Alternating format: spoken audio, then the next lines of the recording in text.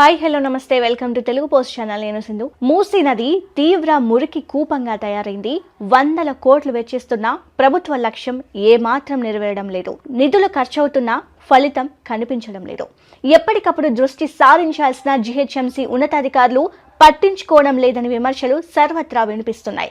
నార్సింగి, మణికొండ, కోకాపేట తదితర ప్రాంతాల నుంచి డ్రైనేజీ మురుగునీరు మూసీ నదిలో కలుస్తున్నది. గత వర్షాకాలంలో నీరు పారడంతో దుర్గంధం వెదజల్లలేదు. ప్రస్తుతం వర్షాలు తగ్గడంతో నీటి ప్రవాహం ఎక్కువగా లేదు. దీంతో పాటు డ్రైనేజీ, మురుగునీరు, ఇతర వ్యర్థాలు మూసీ నదిలో కలిసిపోవడంతో తీవ్రమైన దుర్గంధం వెదజల్లుతోంది. ముక్కుపూటలు అదిరేలా దుర్వాసన రావడంతో మూసీ పరివాహక ప్రాంతంలో నివసించే ప్రజలు ప్రతిరోజు తీవ్ర ఇబ్బందులు ఎదుర్కొంటున్నారు. మూసీ నదిని సుందరంగా మార్చి నదిని ప్రక్షాళన చేయాలని గత ప్రభుత్వం వందల కోట్లు వెచ్చించింది. మూసీ నది అభివృద్ధి సుందరీకరణ కోసం గతంలో ప్రభుత్వం మూసీ రివర్ డెవలప్మెంట్ బోర్డును నియమించింది. ఈ బోర్డు ఎప్పటికప్పుడు మూసీ ప్రక్షాళన, అభివృద్ధి తదితర అంశాలపై దృష్టి సారించి ఎప్పటికప్పుడు తగిన చర్యలు తీసుకోవాలి. జీహెచ్ఎంసీ ఉన్నతాధికారులు తరచూ పనులను పర్యవేక్షించాల్సి ఉండగా యంత్రాంగం నిమ్మకు నీరెత్తినట్లు వ్యవహరిస్తున్నట్లు విమర్శలు వెల్లువెత్తుతున్నాయి. ఇప్పటికే మూసీ నది అభివృద్ధి కోసం వందల కోట్లు వెచ్చించినా ఎక్కడ వేసిన గొంగలి అక్కడే అన్న చందంగా తయారైంది.